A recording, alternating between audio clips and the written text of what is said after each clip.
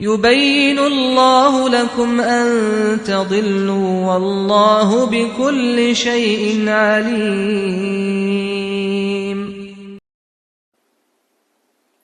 Assalamualaikum warahmatullahi wabarakatuh. Bismillah, walhamdulillah, wassalatu wassalamu ala rasulillah, amma ba'du.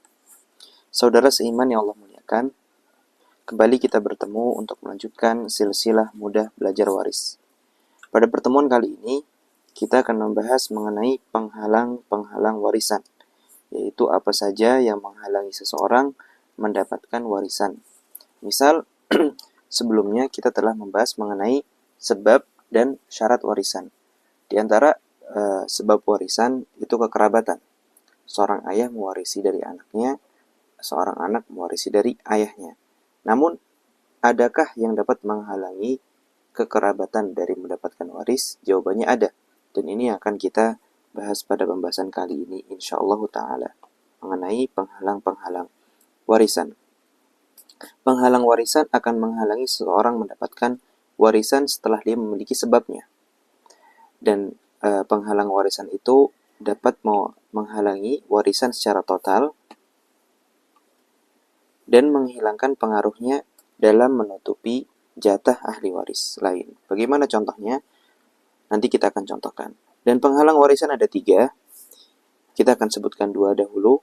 Yang pertama, perbedaan agama. Ya, perbedaan agama. Dan kita akan pilih pendapat yang mengatakan bahwa Islam agama sendiri, Yahudi agama sendiri, Nasrani agama sendiri, dan seterusnya. Jadi bukan Islam agama sendiri selain Islam satu agama. Tapi kita pilih pendapat yang Yahudi agama sendiri dan Nasrani agama sendiri. Sebagai contoh misalkan seorang wafat meninggalkan anak Nasrani. Ya, seorang muslim wafat meninggalkan anak Nasrani, maka anaknya tidak mendapatkan. Ya, anaknya tidak mendapatkan warisan. Begitu juga seorang Yahudi misalkan wafat meninggalkan saudara Nasrani. Saudaranya juga tidak mendapatkan warisan karena ada penghalangnya, yaitu perbedaan agama. Ini yang pertama, perbedaan agama. Dan kita katakan bahwasanya yang dimaksud dengan perbedaan agama adalah Islam agama sendiri, Yahudi agama sendiri, Nasrani agama sendiri, dan seterusnya. Kemudian yang kedua, perbudakan. Yang dimaksud dengan perbudakan adalah misalkan seorang dalam kondisi perang, kemudian dia tertawan, ya, seorang muslim misalkan perang melawan orang kafir, kemudian ada orang kafir yang tertawan, ya, ada orang kafir yang tertawan, kemudian orang kafir yang tertawan ini dia menjadi budak salah seorang muslim, dan ketika dia meninggal, ya, atau sebaliknya dia memiliki kerabat yang meninggal. Misalkan orang kafir ini memiliki saudaranya meninggal, maka orang kafir yang menjadi budak ini tidak mendapatkan warisan karena status dia sebagai budak. Dan sebaliknya, misalkan orang yang menjadi budak ini wafat, maka saudara-saudaranya atau kerabatnya tidak ada yang mendapatkan warisan. Itu maksud dari 2 arah di sini. Nah, tulis di sini 2 arah. Artinya seorang budak tidak dapat mewarisi saudara-saudaranya atau kerabat-kerabatnya.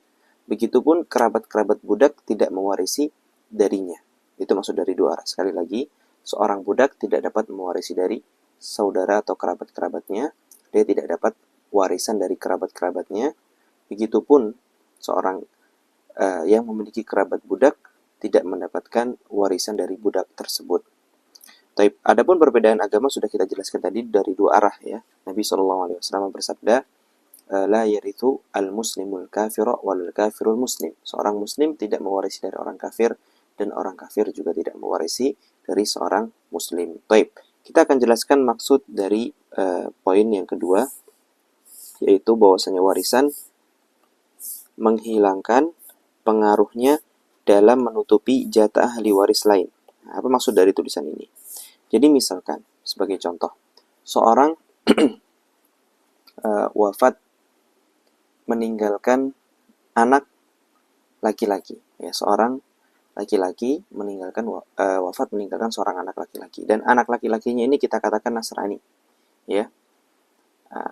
Yang wafat ini memiliki istri, yang itu adalah ibu dari anak yang Nasrani ini. Kita anggap misalkan suami istri beragama Islam, kemudian mereka punya anak dan anaknya murtad. Nauzubillahi min dzalik. Ketika anaknya meninggal, kita katakan, ketika dia meninggal, maka ahli warisnya adalah istri dan anaknya. Asalnya seperti itu, ya. Ahli warisnya adalah istri dan anaknya. Asalnya istri itu mendapatkan 1/8. Ya, asalnya istri itu mendapatkan 1/8. Mengapa? Karena suami memiliki anak. Itu hukum asalnya. Jika suami tidak memiliki anak, istri itu dapat 1/4. Ya, istri itu mendapatkan 1/4. Nah, pada kasus ini anaknya murtad. Maka kita katakan seakan-akan suami itu hanya meninggalkan istri. Dalam artian anak ini tidak dianggap. Sehingga jatah waris istri adalah 1/4. Nah, jatah waris istri adalah 1/4 meskipun suaminya memiliki anak. Namun anaknya Nasrani sehingga keberadaannya tidak dianggap. Keberadaannya ini tidak mempengaruhi ahli waris lain, yaitu ibunya. Dalam kasus ini adalah istri dari si mayit. Ya, sekali lagi, hukum asalnya istri mendapatkan 1/8 apabila si suami memiliki anak. Tapi karena anaknya di sini seorang Nasrani berbeda agama dengan ayahnya, maka keberadaannya seperti tidak ada. Maka ibunya mendapatkan 1/4. Taib. Adapun penghalang waris yang ketiga yaitu membunuh, dan akan kita jabarkan pada pertemuan yang akan datang insyaallah taala. Barakallahu fikum wa sallallahu wasallam ala nabiyyina Muhammadin wa ala alihi wa sahbihi ajma'in walhamdulillahi rabbil alamin.